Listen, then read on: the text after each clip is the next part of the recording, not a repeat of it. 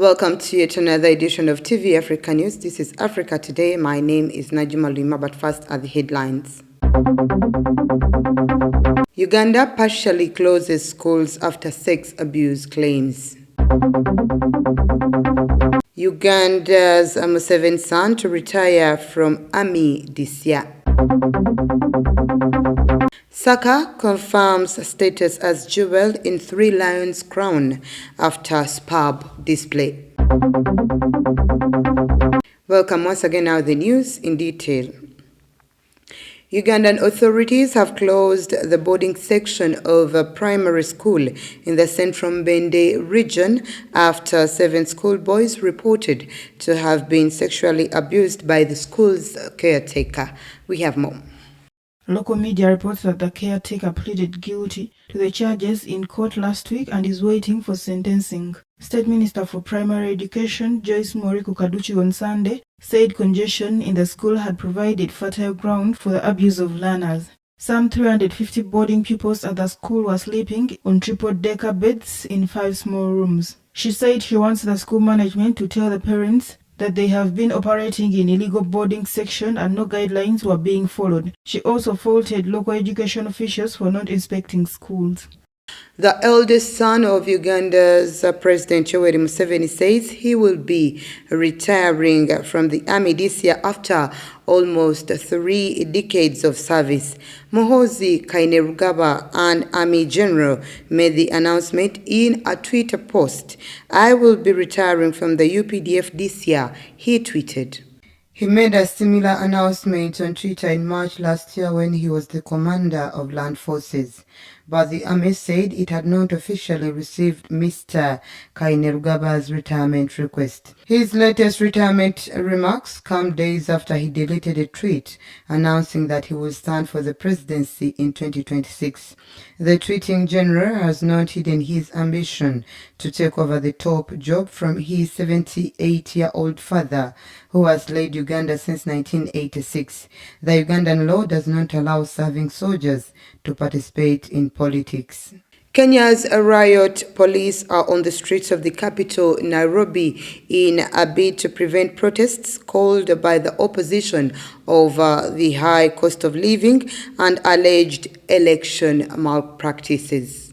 There is also heavy police presence in Kibera and Mathare, the largest informal settlements in the city, where protesters are being blocked from moving into the city center. A car carrying local journalists in Kibera was attacked by a crowd and its occupants robbed at knife point, according to reports. Shops have been closed in downtown Nairobi as business owners fear looting. In the western city of Kisumu, an opposition stronghold, tear gas has been fired to disperse crowds of protesters who are being led by their local governor. Police have said they will take pictures of protesters and file charges against them for participating in illegal protests.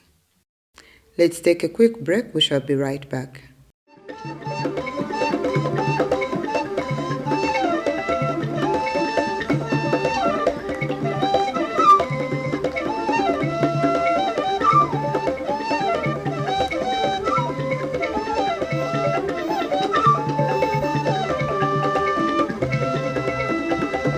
Welcome back. You're still watching TV Africa News, The Right to Know.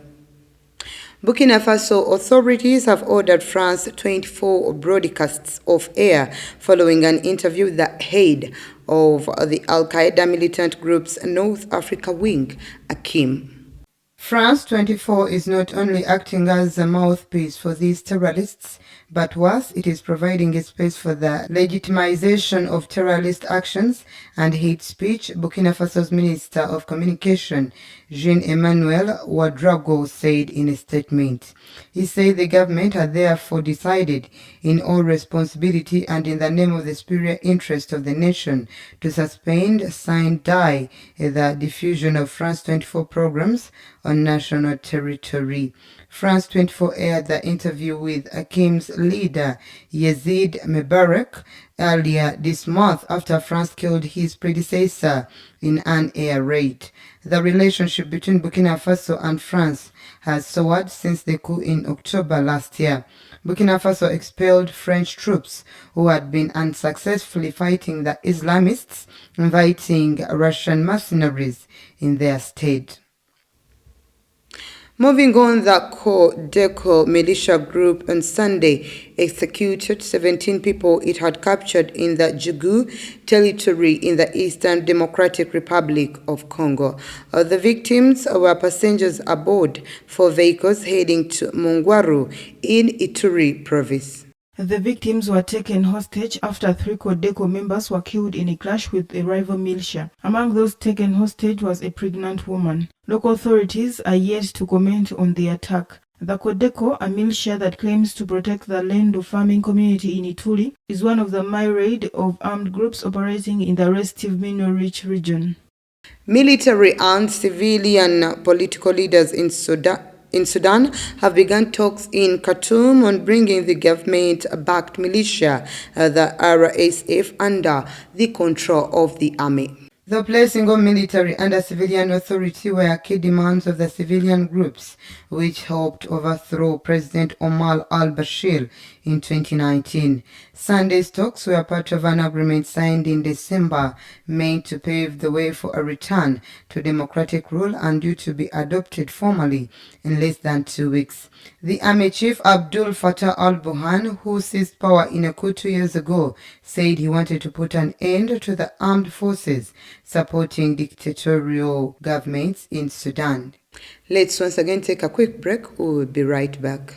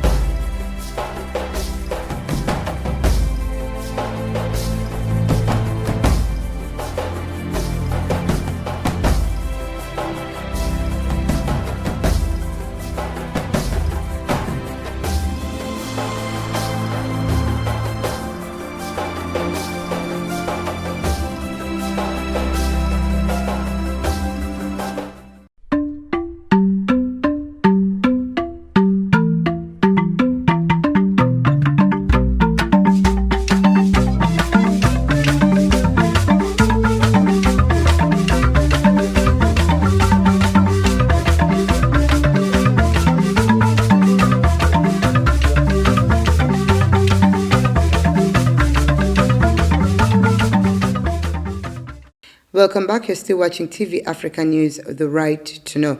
In our business news today, Northwest Province, a based chicken farmer Herman Dupres is still counting his losses after 40,000 of his broiler chickens suffocated and died due to power supply disruptions, which affected the small farming town of Lichtenberg earlier this year. In recent years, South Africa's power generation has become so inadequate that the continent's most developed economy must cope with rolling power blackouts for up to 8 to 10 hours per day. This has had an adverse impact on business from small to large operations. A majority of Dupre's chicken operation relies on a consistent power supply to regulate the environment in which his chickens are bred. Without the security of knowing he will have guaranteed electricity, he has to rely on 3 generators as backup. Dupres suggests that the South African government and the ways to minimize the impact of power outages on farmers, adding that it would reduce the cost of the price of food.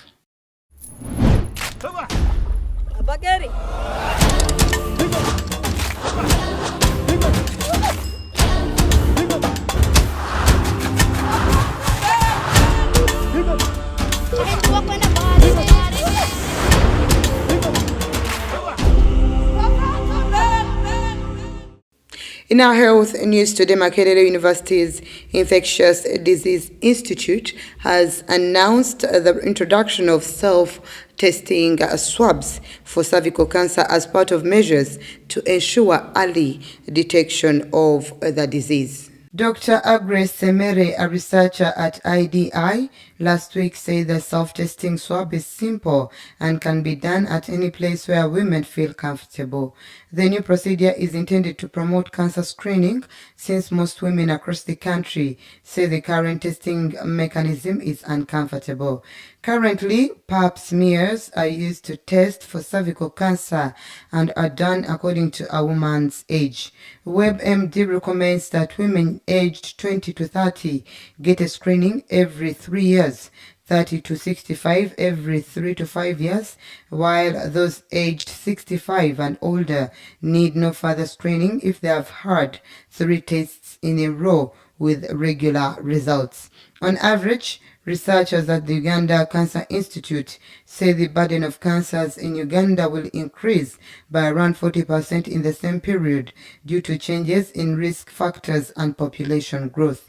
With this projected increase in cases, the situation is worrying, but with measures in place such as early detection, eating healthy diet, maintaining a healthy weight, keeping the body active, and avoiding risky lifestyles such as smoking, we may curb the surging numbers. The challenge remains in sensitizing the public on how to use the swabs correctly. The other challenge is that the focus is mainly put on cervical cancer, which of course is leading in mortality rates, but other cancers need equal attention too, he said.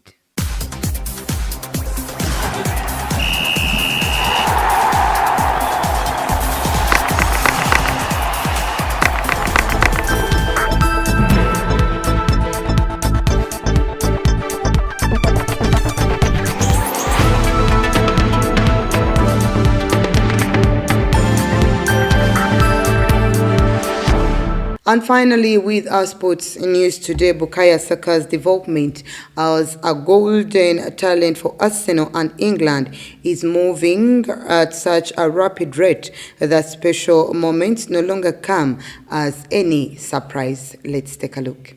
The 21-year-old confirmed his growing stature as a jewel in England's crown by playing a key role in the space of 3 minutes to set up the 2-0 victory against Ukraine that gave them maximum points from their first 2 Euro 2024 qualifiers. England had labored for 37 minutes in the face of a well-organized Ukraine, with Saka the shining light and biggest hope of a breakthrough as he gave Everton left-back Vitaly Mykolenko a torrid time. Saka duly delivered with an inviting cross that deflected to Harry Kane at the far post for his 55th goal for England, adding to the all-time record he set in the 2-1 opening qualifying win against Italy in Naples. That was the news. Thank you for always keeping it TV Africa. Please do stay tuned.